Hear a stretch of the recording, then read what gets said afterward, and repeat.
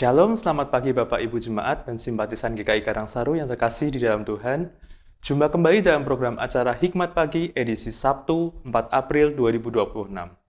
Mari sebelum kita beraktivitas dan bekerja pada pagi hari ini, mari kita membaca dan merenungkan firman Tuhan yang dapat menjadi pedoman untuk kita melangkah hari ini. Mari sebelum itu kita awali di dalam doa terlebih dahulu. Mari kita berdoa. Selamat pagi ya Bapak, kami mengucap syukur ya Tuhan atas penyertaan-Mu sepanjang malam ya Tuhan.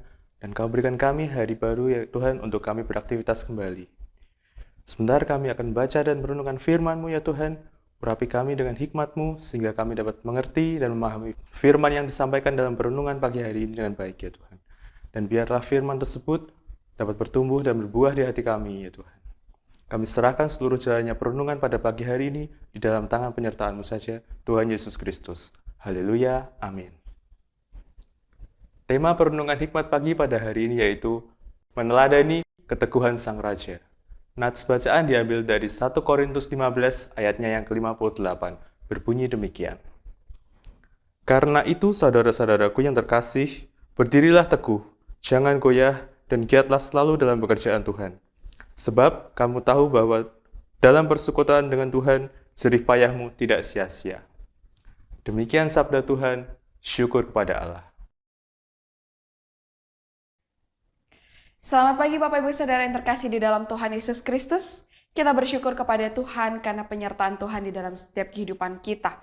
Sehingga pada pagi hari ini kita bersama-sama diberikan kesempatan untuk kita merenungkan akan kebenaran firman Tuhan.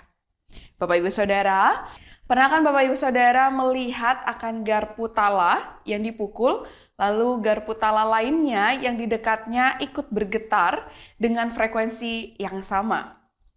Di dalam ilmu fisika, ini tersebut resonansi. Apakah bisa resonansi tersebut terjadi di kehidupan anak-anaknya?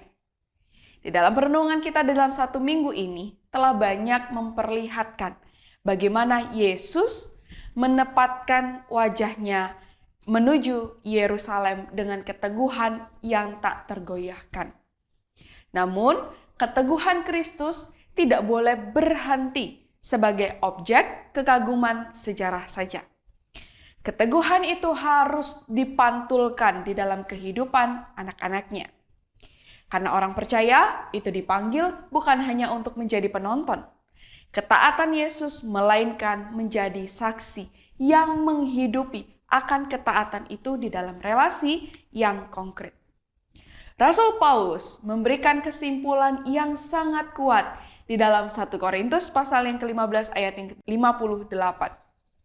Dengan berkata demikian, karena itu saudara-saudara yang kukasihi, berdirilah teguh, jangan goyang, dan giatlah selalu di dalam pekerjaan Tuhan. Sebab kamu tahu bahwa dalam persekutuan dengan Tuhan, jerih payahmu tidak sia-sia. Bapak Ibu Saudara, Kristus telah menang dan kemenangan itu dimulai dari keteguhannya memasuki Yerusalem. Paulus menggunakan 2 kata kunci, yaitu berdiri dan tidak goyang.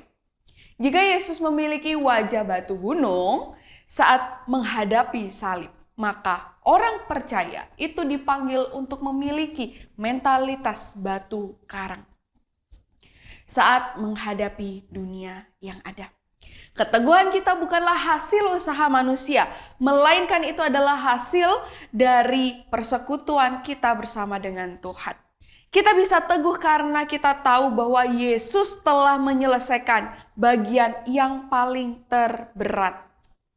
Di Yerusalem, Yesus membuktikan bahwa ketaatannya kepada Bapa itu selalu membuahkan hasil yang kekal.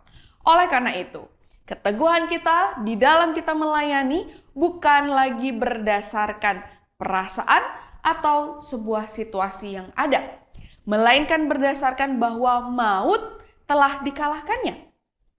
Sehingga jerih payah orang percaya untuk hidup di dalam ketaatan memiliki nilai kekekalan karena pada saat itu orang percaya sedang mengikuti jejak Sang Raja yang tidak pernah menyerah pada rencana Bapa.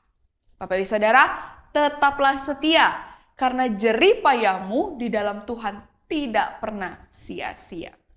Mari kita bersatu hati di dalam doa. Tuhan, kebenaran firman Tuhan sudah kami dengarkan. Kiranya kebenaran firman Tuhan ini tidak hanya telinga kami yang mendengarkan, melainkan hati kami terus disirami oleh kebenaran firman Tuhan. Dan firman Tuhan kembali mengingatkan bagi setiap kami. Jika kami menghidupi akan kebenaran firman Tuhan, kami mau Tuhan kehidupan kami betul-betul mencerminkan siapa Tuhan itu di dalam kehidupan kami. Pakailah kami, gunakanlah kehidupan kami bisa menjadi terang dan garam bagi setiap orang-orang yang kami kunjungi, setiap orang-orang yang berinteraksi dengan kami, setiap orang yang melihat kami. Agar Kristus terus diberitakan, agar Kristus terus banyak orang yang percaya. Kami mau menyerahkan seluruh kehidupan kami, aktivitas kami di dalam satu hari ini ke dalam tangan-Mu. Hanya di dalam nama Tuhan Yesus Kristus kami berdoa dan mengucap syukur. Amin.